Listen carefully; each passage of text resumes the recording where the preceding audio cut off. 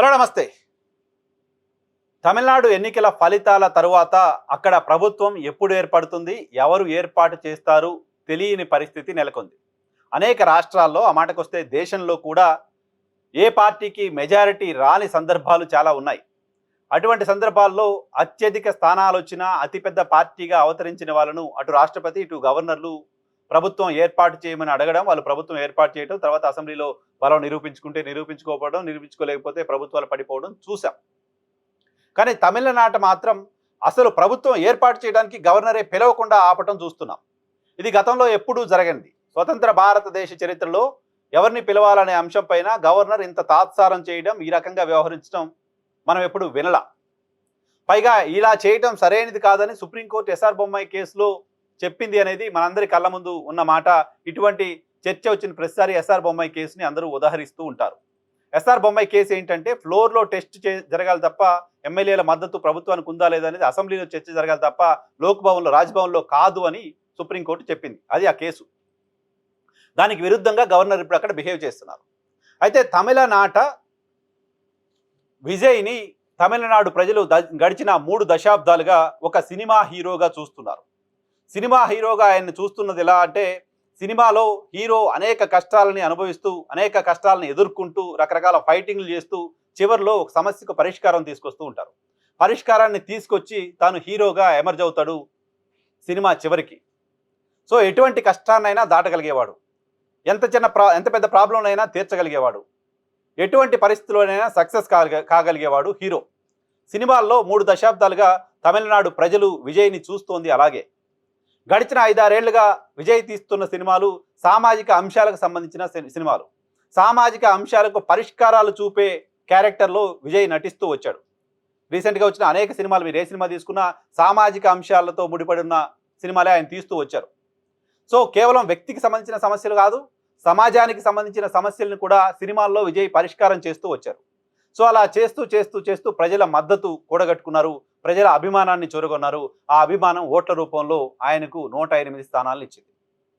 So విజయ్ని ఇప్పుడు తమిళనాడు ప్రజలు ఇక యాక్టర్గా చూడలేరు. జననాయక్ అని ఒక సినిమా ఉంది, అది రిలీజ్ అయిపోతే ఇంకా మళ్ళీ సినిమాలు తీయాలని ప్రకటించారు. నిజానికి ఆ సినిమా కూడా ఎన్నికలకు ముందు రిలీజ్ అవ్వాల్సి ఉంది.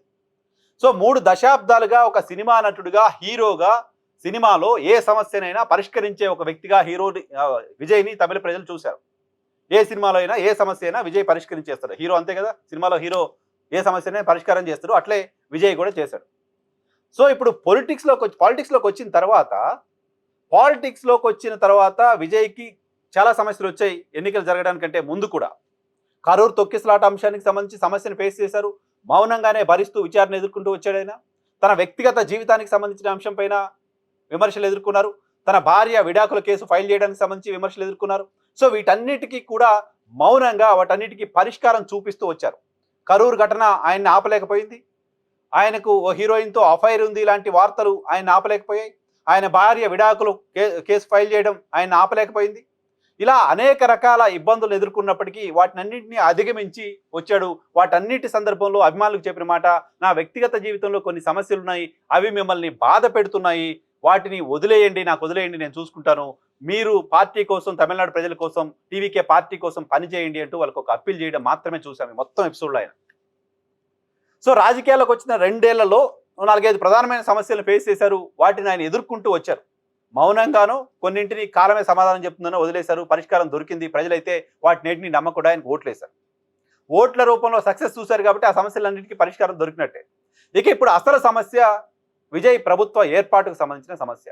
ఈ ప్రభుత్వ ఏర్పాటుకు సంబంధించి వచ్చిన ఒక అతిపెద్ద సమస్యని విజయ్ ఎలా ఎదుర్కొంటాడు? సినిమాల్లో వచ్చిన సమస్యల్ని ఏదో రకంగా తన తెలివితో పరిష్కారం చేయించుకున్న విజయ్ రాజకీయాల్లో తనకు వచ్చిన అతిపెద్ద సమస్యని ఏ రకంగా ఎదుర్కొంటాడు? ఇక్కడ ఈ సమస్యని ఎదుర్కొని దీని నుంచి పరిష్కారం చూపించి ప్రభుత్వాన్ని ఏర్పాటు చేస్తే రాజకీయాల్లో కూడా విజయ్ హీరోగానే ఉండడానికి సంబంధించిన అవకాశం ఉంటుంది.